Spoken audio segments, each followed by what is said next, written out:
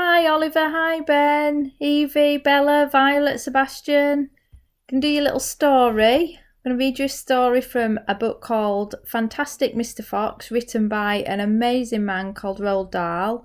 I hope you like the story. I'm going to read you the first chapter and I'll probably read you another chapter in a few days' time.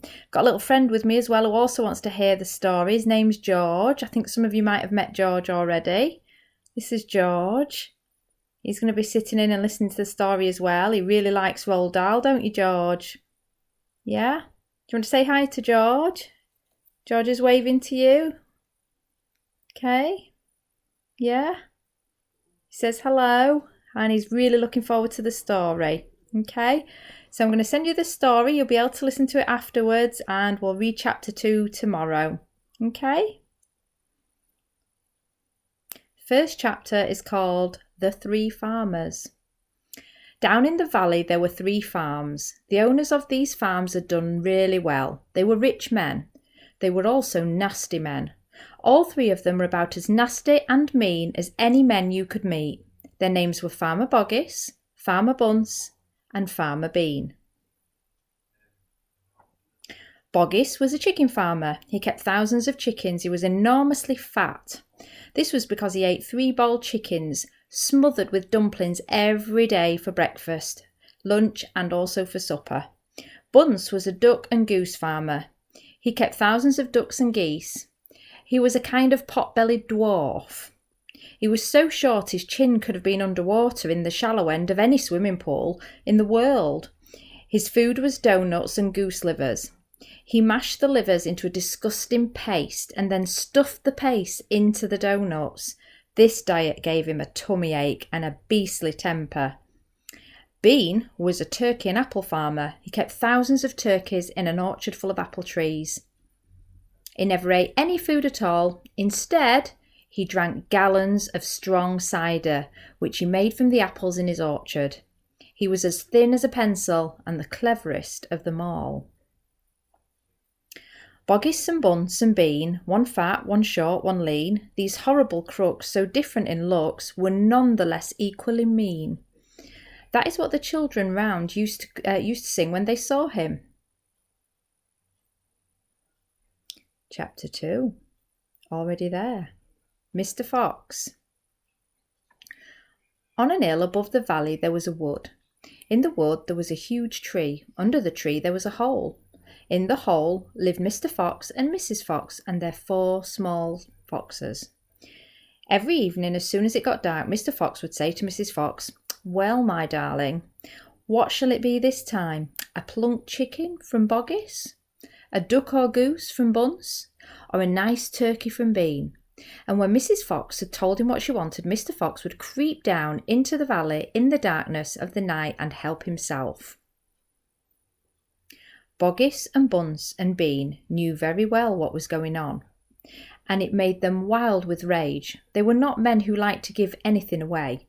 Less still did they like anything to be stolen from them. So every night each of them would take his shotgun and hide in a dark place somewhere in his own farm, hoping to catch the robber. Mr Fox was too clever for them. He always approached a farm with the wind blowing in his face, and this meant that if any men were lurking in the shadows ahead, the wind would carry the smell of that man to Mr Fox's nose from far away. Thus, if Mr Boggis was hiding behind his chicken house number 1, Mr Fox would smell him out from 50 yards off and quickly change direction, heading for chicken house number 4 at the other end of the farm.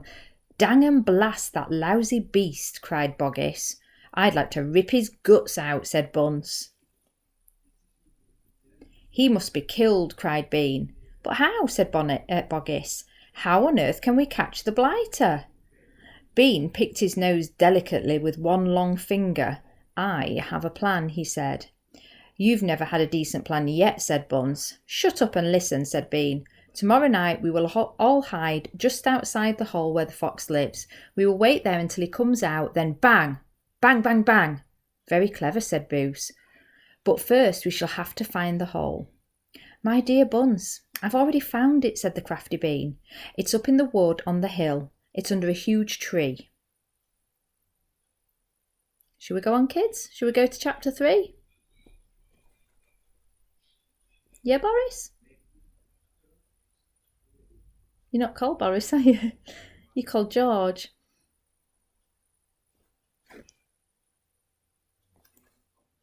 Should we carry on? The Shooting, Chapter 3. Well, my darling, said Mr. Fox, what shall it be tonight? I think we'll have duck tonight, said Mrs. Fox. Bring us 2 fat ducks, if you please, one for you and me and one for the children. Ducks it shall be, said Mr. Fox. Bunce's best. Now do be careful, said Mrs. Fox. My darling, said Mr. Fox, I can smell those goons a mile away. I can even smell one from the other. Boggis gives off a filthy stink of rotten chicken skins. Bunce reeks of goose livers, and as for Bean, the fumes of apple cider hang around him like poisonous gases. Yes, but don't get careless, said Mrs. Fox. You know they'll be waiting for you, all 3 of them. Don't you worry about me, said Mr. Fox. I'll see you later. But Mr. Fox would not have been so cocky had he known exactly where the 3 farmers were waiting at that moment. They were just outside the entrance to the hole, each one crouching behind a tree with his gun loaded. And what is more, they had chosen their positions very carefully, making sure that the wind was not blowing from them towards the foxhole. In fact, it was blowing in the opposite direction. There was no chance of them being smelled out. Mr. Fox crept up the dark tunnel to the mouth of his hole. He poked his long, handsome face out into the night air and sniffed once. He moved an inch or 2 forward and stopped. He sniffed again. He was always especially careful when coming out from his hole. He inched forward a little more. The front half of his body was now in the open. His black nose twitched from side to side, sniffing and sniffing for the scent of danger. He found none. He was just about to go trotting forward into the wood when he heard, or thought he heard, a tiny noise, a soft rustling sound, as though someone had moved a foot ever so gently through a patch of dry leaves. Mr. Fox flattened his body against the ground and lay very still, his ears pricked. He waited a long time, but he heard nothing. It must have been a field mouse, he told himself, or some other small animal. He crept a little further out of the hole, then further still. He was almost right out in the open. He took a last careful look round. The wood was murky and very still. Somewhere in the sky the moon was shining. Just then, his sharp night eyes caught a glint of something bright behind a tree not far away. It was a small silver speck of moonlight shining on a polished surface. Mr. Fox lay still, watching. What on earth was it? Now it was moving. It was coming up and up. Great heavens, it was the barrel of a gun. Quick as a whip, Mr. Fox jumped back into his hole, and at the same instant the entire wood seemed to explode around him. Bang, bang, bang, bang, bang, bang. The smoke from the 3 guns floated upwards in the night air. Boggis and Bunce and Bean came out from behind their trees and walked towards the hole. Did we get him? Said Bean. One of them shone a flashlight on the hole, and there on the ground in the circle of light, half in, half out of the hole, lay the poor, tattered, blood-stained remains of a fox's tail. Oh dear. Bean picked it up. We got the tail, but we missed the fox, he said, tossing the thing away. Dang and blast, said Boggis. We shot too late. We should have let fly the moment he poked his head out. He won't be poking his head out again in a hurry, Bunce said. Bean pulled a flask from his pocket and took a swig of cider.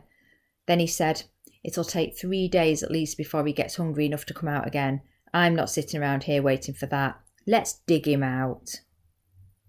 Ah, said Boris. Now you're talking sense. We can dig him out in a couple of hours. We know he's there.